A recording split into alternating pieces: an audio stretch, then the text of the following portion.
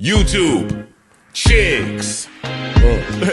Get ready. You know what to do, chicks. Listen, Chick Smooth. Hey, Chick Smooth. Appreciate all the coverage that you've been doing. I've been watching your shit for a while. I just subscribed to your shit too, bro. Man, can't we all just get along? Anyway, it's your boy Brett Fox reporting from the Chicks universe, and today we're going to talk about this new clip with Jim Jones on the Joe Budden podcast. As you all know, we all actually been waiting for this episode. I'm not going to lie. Me personally, I was a little bit excited about it, ready to hear, just Jim really talk about his situation with 50 Cent, as well as get into that situation as far as like what's going on between him and Dipset. And I'm going to be real with you, as a hip hop fan, I was not really feeling what I heard. It really seems like they never ever going to get back together. Of course, Flip got right into it, and he gonna ask Jim, will you ever forgive them? And Jim kind of like an OG, kind of like an old head. He really give you some like solid advice. Like, if it's somebody you really need, like you got a little conundrum on your hands and you really need some advice on which way to go with whatever you're trying to do, he seemed like the type of person that could really give you some solid advice.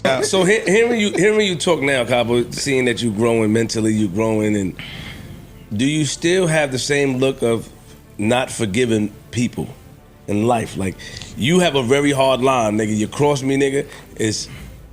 Here come Messy Marvin. It's not messy. Yeah, my lines are meant to be sniffed, not crossed. You heard me? He got that. And I be my lines are meant to be sniffed, not crossed. You heard? Cabo, let that shit go, man. Forgive people. I don't know what you're talking about. I forgive, I just don't forget.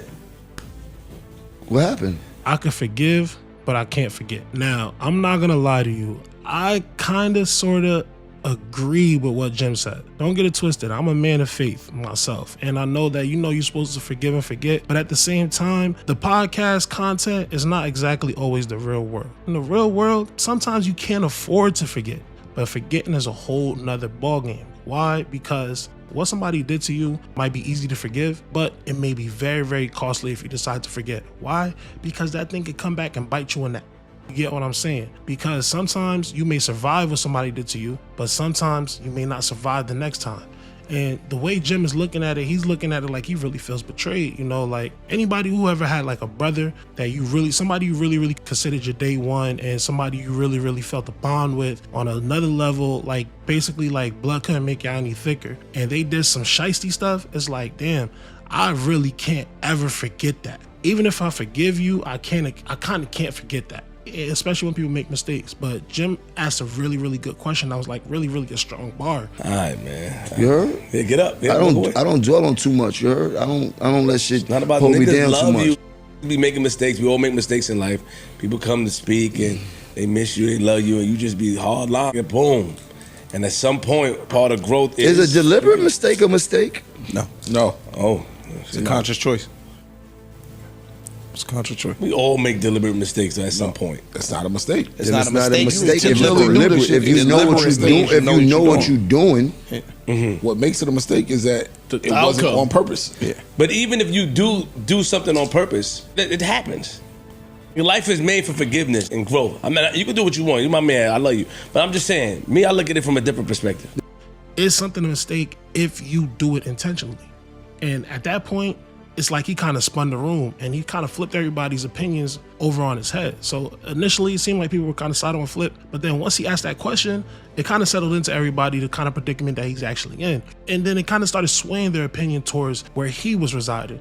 He got a point. It's not a mistake if you do it intentionally. That's a conscious thought. And then it's like, those are a little bit harder to forgive than somebody doing something out of the ignorance of their heart. At a certain point, you could kind of tell that like it kind of settled into everybody like, man, Dipset might not ever get back together. And what's really dope about this podcast is like, everybody is really a hip hop fan, and if you're a hip hop fan and just hearing that Dipset's not going to get back together, it's kind of like heart crushing, right? Because, Dipset is Dipset at the end of the day, right? One of the greatest hip hop collectives of all time, up there really with G-Unit. Honestly, a lot of people debate all the time of whether or not they had a bigger influence than G-Unit. Dipset came out and the entire East Coast turned blood. You know what I'm saying? So it had a really, really significant impact on the entire landscape of hip hop as a whole.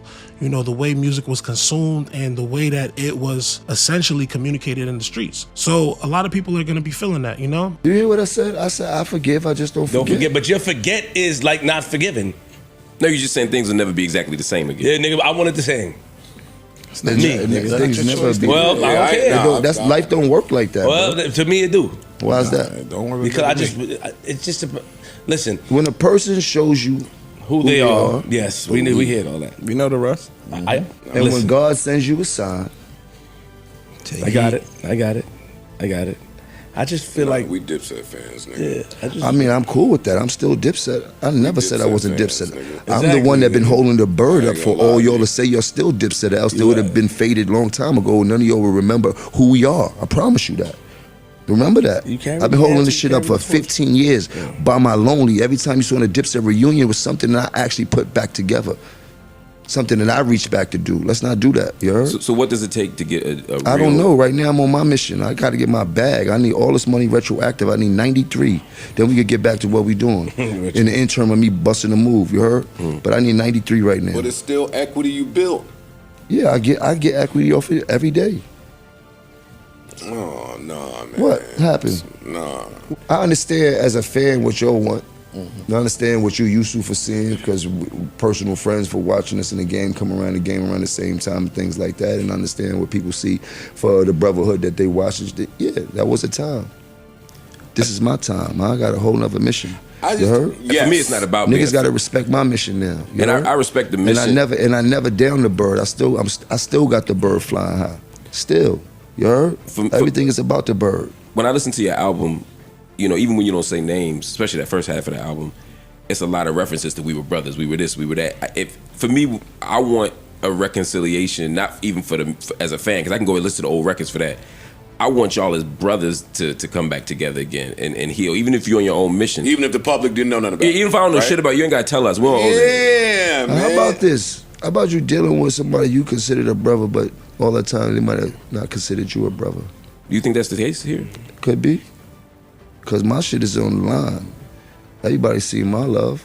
You heard? And that's for all of my niggas. Niggas know how I move. Niggas know how I put it on the line, nigga. I'll give you that. Still to this day, I wake up out my bed for anybody that I love that need my help, no matter what the situation is. You dig? And yeah, sometimes I got to give it a long thought. But I'm one of them people, you heard? I never faltered. And I still don't right now. It's instilled in you. And you don't regret it. Yeah. I just say it all the time up here. I mean, even bigger than Dipset. Like, it's like a New York thing. Like, that brand is iconic with New York. I wouldn't give a fuck if niggas outside of New York don't understand. So this might be the last standing iconic New York brand that transcends time. Like you saying, niggas might have forgot about it for a decade unless you was holding it up. But what about the niggas that didn't? Like 20 years from now, that could still be a thing. When you walked fucking Tank out, I thought of fucking 5 songs that could have played. I'm Ready, just mad records that would have tore this whole shit off. And then you hear people just hating on the whole situation that they had something to do with.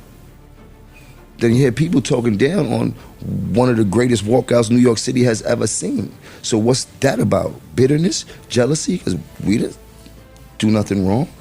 You heard? Now all of a sudden our energy is bad. Like I don't. You dig? So let's get into that. Like I hear what you're saying, but let's look at the playing field. You heard? It's one of the illest walkouts ever. I thought you looked great. Ever in New York City? Yeah, he gonna dress up. I thought he looked good. He gonna dress to the occasion. Yeah, I did look good. Yeah. You look good. I was like, you did it. You did it. Shout out to the champ. We love you, nigga. You Shout out did to the champ. I appreciate Took the me look, to man. Cheetahs. You heard? Took me to Cheetahs for a minute. That was a dope look. You know what I mean? That's bucket list shit right there. I appreciate that, champ. And he already called Cam out for the fade already, saying he wants that 10 million. But now he's saying he wants that 93. It looked like he don't really wanna.